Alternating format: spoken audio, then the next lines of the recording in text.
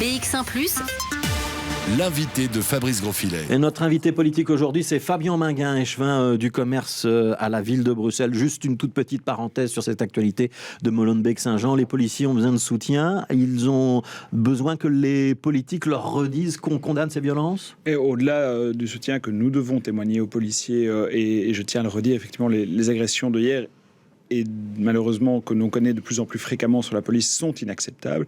Je crois que ça traduit aussi une évolution de la société dans laquelle il n'y a plus de respect de l'état de droit et de ceux qui incarnent aussi cet état de droit que sont la police. Et donc je crois qu'il y a un vrai travail d'éducation à faire, et on voit aussi le travail qui est fait dans notre zone de police, la zone de police de Bruxelles aussi, pour avoir un dialogue avec la population, pour essayer quand même de rappeler que derrière ces policiers, ce sont des hommes, des femmes qui partent le matin travailler, laissant derrière eux leur famille, leurs enfants, et qui espèrent pouvoir faire leur travail dans le respect du droit et sans avoir à subir ce genre d'agression. Et puis oui, je crois qu'il doit y avoir des condamnations fortes du parquet quand des auteurs sont pris, mais je crois qu'il y a un problème de fond dans la société qui est de dire à un moment, quand un agent de l'ordre vous demande d'obtempérer lors d'un contrôle, il y a à respecter l'injonction qui est donnée, de ne pas commencer à porter des coups à un agent de la police. Ouais.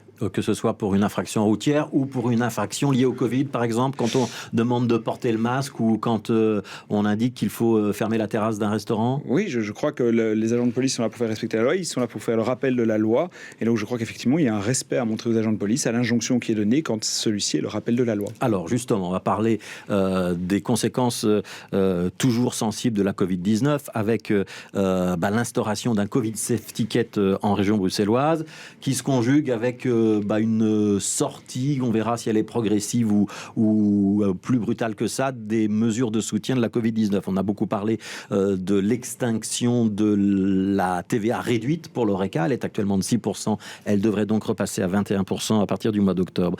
Est-ce que le secteur de l'Horeca à Bruxelles et notamment sur le territoire de la ville de Bruxelles qui concentre les quartiers centraux qui sont les plus animés, ça va être difficile ou pas ?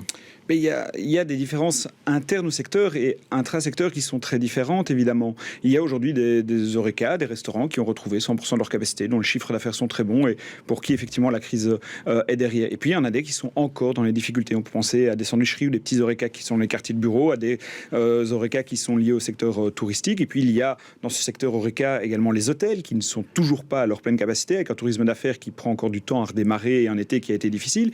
Il y a les boîtes de nuit qui vont seulement pouvoir réouvrir maintenant. Et donc je crois qu'il y a encore des secteurs ou des entreprises au sein de certains secteurs qui doivent pouvoir continuer à être aidés. Ça veut dire que si l'État fédéral, le gouvernement fédéral décide d'arrêter le chômage temporaire Corona, le droit passerelle, et puis il y a un certain nombre d'autres mesures sociales qui avaient été annoncées en même temps, si on arrête l'ensemble de ces mesures, ça va être compliqué pour le secteur ? Bien sûr, ça va être compliqué pour le secteur. Le secteur hôtelier, par exemple, qui n'a toujours pas retrouvé son chiffre d'affaires, a besoin de continuer à être soutenu.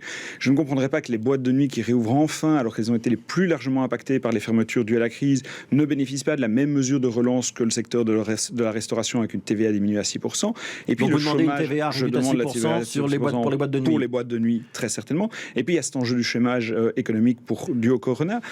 On a actuellement encore 20 000 personnes en région bruxelloise qui sont sous chômage temporaire lié au coronavirus. Si demain on arrête ces mesures-là, notamment dans le secteur hôtelier, ce sont des gens qui vont perdre leur emploi, alors que c'est un secteur qui n'a toujours pas. Et donc je crois qu'on peut certainement, soit pour des secteurs entiers, comme c'est le cas pour l'hôtellerie, soit à tout le moins en fonction de la perte de chiffre d'affaires, par exemple pour la restauration, continuer de prévoir cette mesure de chômage temporaire. Donc on garde le chômage temporaire. Qu'est-ce qui se passe pour les restaurants ou les cafés qui rouvrent, mais partiellement ? C'est-à-dire qu'ils rouvrent une partie de la journée seulement. Il y avait un service le midi, un service le soir, et on fait désormais soit le service du midi, soit le service du soir. Il y a beaucoup de restaurants qui font ça. Il y a beaucoup de restaurants qui font ça, effectivement. On a encore, comme je dis, une reprise partielle. Et je crois que là, une des mesures qui peut aider à la remise au travail et le secteur Horeca, c'est de prévoir un chômage temporaire partiel, à la demi-journée, par exemple, pour aller faire le service du soir. C'est possible, ça ?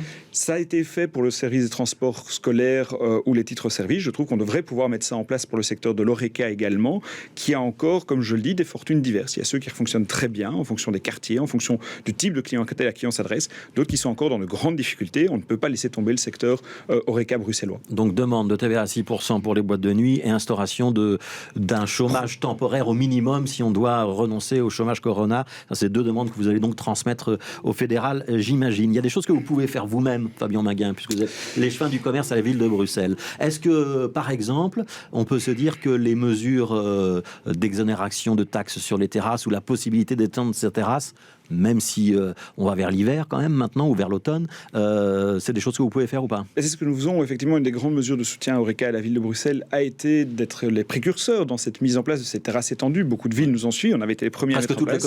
Toutes les communes bruxelloises l'ont fait. Hein. Tout à fait. Je suis très heureux d'ailleurs que cette mesure soit généralisée.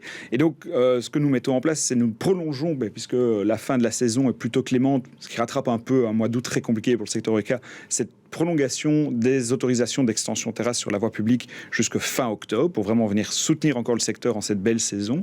Et de manière générale, on pense vraiment que cette mesure de terrasse étendue a été un franc succès tant dans la convivialité que ça apportait dans la ville que dans le soutien au secteur Horeca.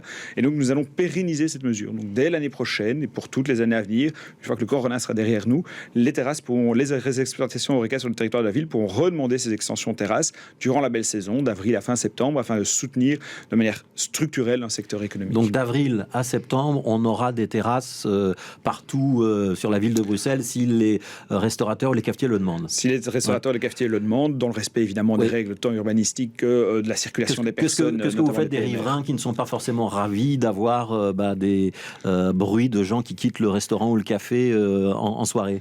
Ça, c'est un travail constant, la gestion de la ville, la gestion de l'espace public et le respect. Il y a une limite horaire aux terrasses? Il n'y a pas de limite horaire de terrasse à la ville de Bruxelles. Globalement, ça se passe bien, mais par contre, on a une cellule tranquillité publique. Quand il y a des débordements, trouve des solutions où on rappelle la règle sur le tapage nocturne qui existe et qui s'applique à l'ensemble des gestionnaires de l'Horeca bruxellois.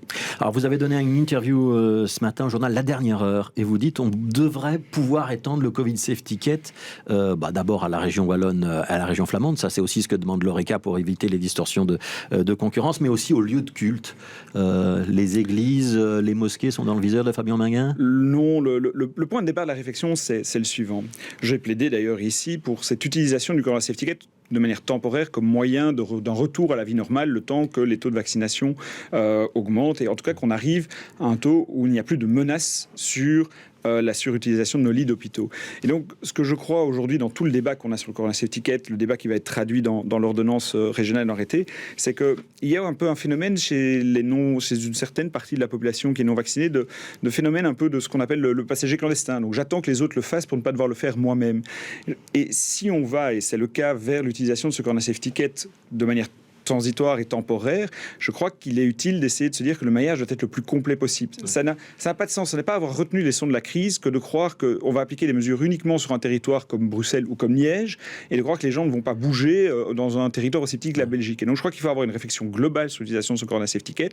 Je crois que dans l'accord de coopération, il y a des choses qui me paraissent incongrues. La vérité scientifique, Fabien Minguin, c'est quand même que les taux de vaccination et l'occupation des hôpitaux, ils sont nettement moins bons en région bruxelloise que dans les zones rurales en Wallonie ou en Flandre. Et pense-t-on vraiment que les Bruxellois ne vont pas sortir de Bruxelles pour ceux pour qui ils essayent aujourd'hui de passer à travers les mailles du filet, notamment de la vaccination. Et donc, c'est pour ça que je pense, et je suis très heureux de voir d'ailleurs que le MR ouvre enfin la discussion en Wallonie. Je crois qu'il doit y avoir aussi, je crois que certains bourgmestres néerlandophones du Brabant. Donc, il faudra la même règle sur tout le territoire. Et je crois en tout cas que ce qui m'inquiète surtout, c'est la fin de la logique fédérale dans la gestion de la crise. De dire qu'on va gérer de manière territorialisée les gestions du Covid d'aujourd'hui et la circulation du virus.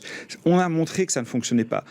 Si on se souvient de l'automne 2020, on était parti dans cette logique territorialisée en disant on va d'abord gérer que les problèmes à Anvers et puis que à Bruxelles. Ça n'a pas fonctionné, tout le territoire a été touché. Et donc moi, ce qui m'inquiète surtout, c'est ça le point de départ de la réflexion, c'est pourquoi est-ce qu'on n'a pas une logique fédérale? Elle doit le rester, et alors sans doute une logique plus étendue sur le Corona Safe Ticket de manière temporaire. Mais donc vous voulez bien que les mosquées, les églises, les synagogues, etc. soient concernées par le Covid Safe Ticket? Ça n'arrivera pas vu que l'accord de coopération parce que ça dépend du fédéral. Exactement, l'accord de coopération fédérale bruxelloise qui décide. L'exclut, donc ça n'arrivera pas.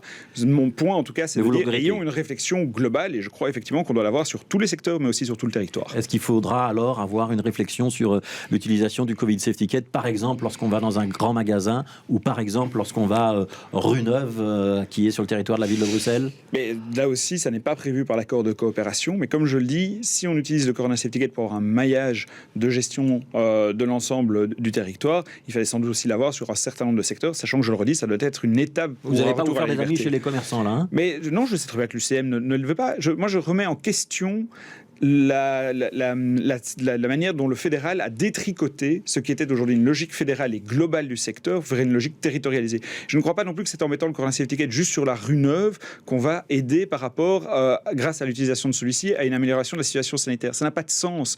Je crois véritablement qu'il faut une logique fédérale et beaucoup plus structurelle par rapport à l'utilisation de ce Corona Safety Ticket. Ouais, dernière question, puisqu'on parle de la rue Neuve, le port du masque rue Neuve, mais aussi dans un certain nombre de marchés qui dépendent de la ville de Bruxelles. Il va être prolongé, il va être maintenu, ou on y renonce? On est en train de faire l'évaluation. C'est vrai qu'on est en extérieur, on n'a pas des gros mouvements de congestion de foule, donc je serais plutôt éventuellement pour y mettre fin, mais ça va dépendre aussi de l'arrêté qui sera pris par le ministre-président par rapport aux règles à Bruxelles et de la décision qui seront portées par le CORES. Donc pour l'instant c'est obligatoire jusqu'à la fin du mois. Jusqu'à la fin du mois. Donc on est en train de faire l'évaluation pour voir si nous prolongeons ou pas la mesure. Donc la décision doit être prise la semaine prochaine ou plus tard. Tout à fait. Merci beaucoup Fabien Minguin, échevin du commerce de la ville de Bruxelles, membre du parti Défi. On va tourner une petite page de pub, il sera 12h30, ce sera l'heure de votre journal.